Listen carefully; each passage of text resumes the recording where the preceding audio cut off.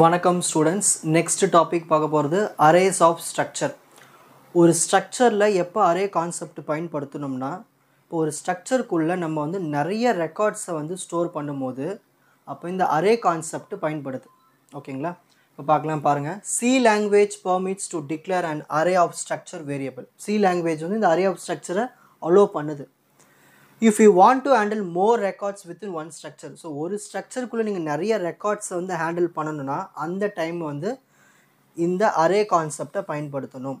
For example struct. இந்த ஸ்ட்ரக்ட்னு என்னதுன்னா keyword. ஸ்ட்ரக்ட்னு என்னது கீவேர்டு. இப்போ இந்த ஸ்ட்ரக்ட்டுக்கு ஒரு பேர் கொடுக்கணும், புக். இதுதான் வந்து டேக் ஃபீல்டு. இதெல்லாம் பேசிக்ஸ். நான் உங்களுக்கு அந்த ஸ்ட்ரக்சர் இனிஷியலைசேஷன் அப்போயே உங்களுக்கு சொல்லி கொடுத்துட்டேன் எல்லாத்தையும். ஸோ ஸ்ட்ரக்ட்னா கீவேர்ட், இதுக்கு பேர் வந்து ஸ்ட்ரக்சருக்கு ஒரு பேர் கொடுத்தாச்சு, புக்கு.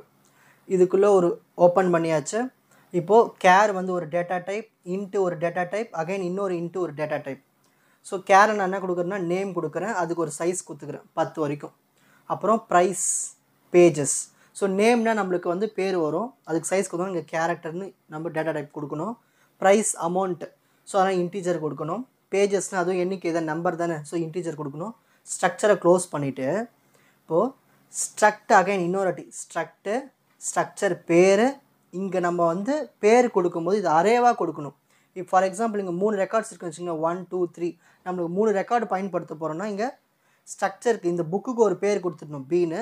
அதுக்குள்ளே நம்ம ஒரு சைஸ் கொடுத்துடணும். இந்தமாதிரி சைஸ் கொடுத்து நம்ம இந்த ஸ்ட்ரக்சரை க்ரியேட் பண்ணணும். இதுதான் அரே ஆஃப் ஸ்ட்ரக்சர். இப்போ இதுக்கு ஒரு எக்ஸாம்பிள் பார்க்கலாம்.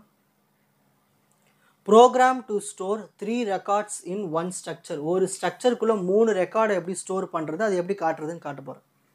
So first header file include பண்ணிப்போம். Hash include standard input output dot h, அப்புறம் conio dot h. 2 header file include பண்ணிக்கோங்க.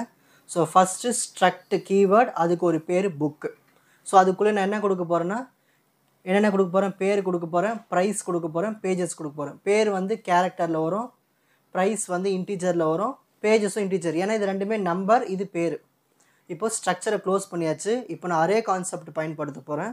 அதனால் ஸ்ட்ரக்ட்டு ஸ்ட்ரக்சரோட பேர், அதுக்கு இன்னொரு பேர் பீன் கொடுத்துட்டு அதுக்கு ஒரு சைஸ் கொடுத்துக்கிறேன். ஏன்னா நான் ஸ்டோர் பண்ண போகிறது வந்து 3 ரெக்கார்டு தான், ஸோ 3ன்னு கொடுத்துக்கிறேன். இப்போ மெயின் ஃபங்க்ஷன் ஓப்பன் பண்ணுறேன்.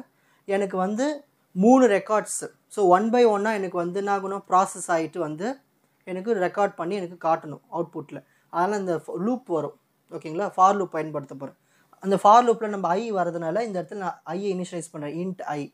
ஸோ ஃபார் லூப்பில் என்ன கொடுக்குறேன்னா, ஸ்டார்டிங் வந்து ஐ இஸ் ஈக்குவல் டு 1ல் வச்சுட்டு ஐ லெஸ் ஆர் ஈக்குவல் டு 3 வரைக்கும் 3 ரெக்கார்ட்ஸ் தானே. அப்புறம் ஒவ்வொன்றுத்தையும் நான் இன்க்ரிமெண்ட் பண்ண போகிறேன். ஸோ இதெல்லாம் ஃபார் லூப் பேசிக்ஸ். இப்போ 3 ரெக்கார்டு நான் வந்து ஒவ்வொன்றுத்தையும் எனக்கு பிரிண்ட் பண்ணி காட்டணும். ஃபஸ்ட்டு வாங்கணும், அப்புறமா அதை எனக்கு பிரிண்ட் பண்ணி காட்டணும். ஸோ ஃபஸ்ட்டு நான் பிரிண்ட் ஆஃப் ஸ்டேட்மெண்ட் என்ன கொடுக்குறேன்னா, என்டர் புக் நேம் ப்ரைஸ் பேஜஸ்ன்னு நான் சொல்கிறேன். இந்த மாதிரி /n போட்டால் அடுத்த லைனில் வரும்.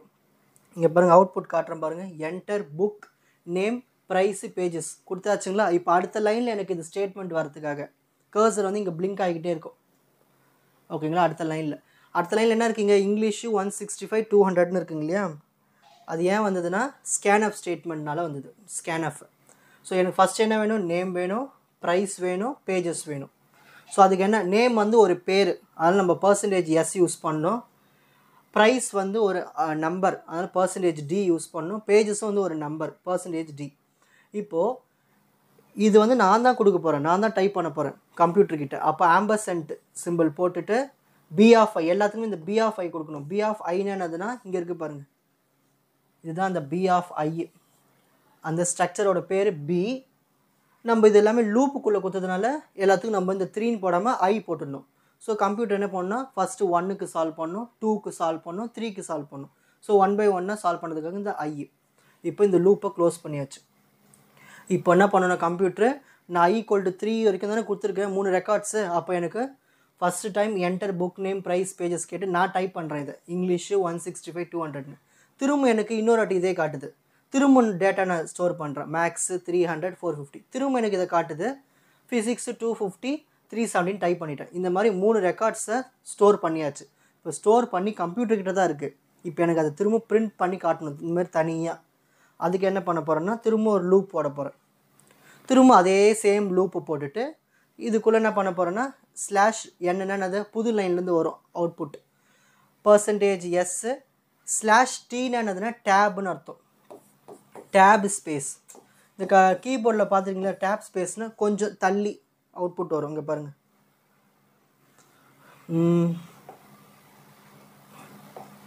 இங்கே பாருங்கள், கொஞ்சம் தள்ளி தள்ளி வருது அவுட்புட்டு, அதுதான் இந்த டேப் ஸ்பேஸ்.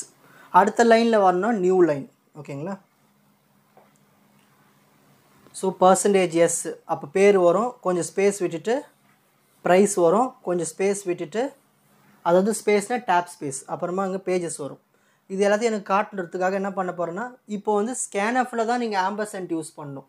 பிரிண்ட்எஃப் வெறும் காட்ட தான் போகுது. நீங்கள் வெறும் அப்படியே B(i) அந்த ஸ்ட்ரக்சரோட அரே ஸ்ட்ரக்சரோட பேரை கொடுத்துட்டு ஒவ்வொரு மெம்பர்ஸும் எழுதிடணும். நேமு, ப்ரைஸு, பேஜஸ் கொடுத்துட்டோம்னா நம்மளுக்கு அவுட்புட்டு சும்மா ஜம்முன்னு வந்துடும். அப்படி ரொம்ப சிம்பிள் தானே. கான்செப்ட் புரிஞ்சிக்கினா ப்ரோக்ராம் ரொம்ப ரொம்ப ஈஸி. ப்ரோக்ராம் இப்போயே படிக்க ஆரம்பிச்சிருங்க. அப்போ தான் உங்களுக்கு இன்டர்வியூ அப்போலாம் எல்லா கான்செப்டும் கிளியராக புரியும், கிளியராக ஞாபகத்திலே இருந்துகிட்டே இருக்கும். அரே ஆஃப் ஸ்ட்ரக்சர் உங்களுக்கு கான்செப்ட் ஈஸியாக புரிஞ்சிருக்கும்னு நினைக்கிறேன். வாட்ச் அதர் எபிசோட்ஸ் இன் த appropriate playlist. 4G Silver Academy, Strength, Success, Clarity. வணக்கம்.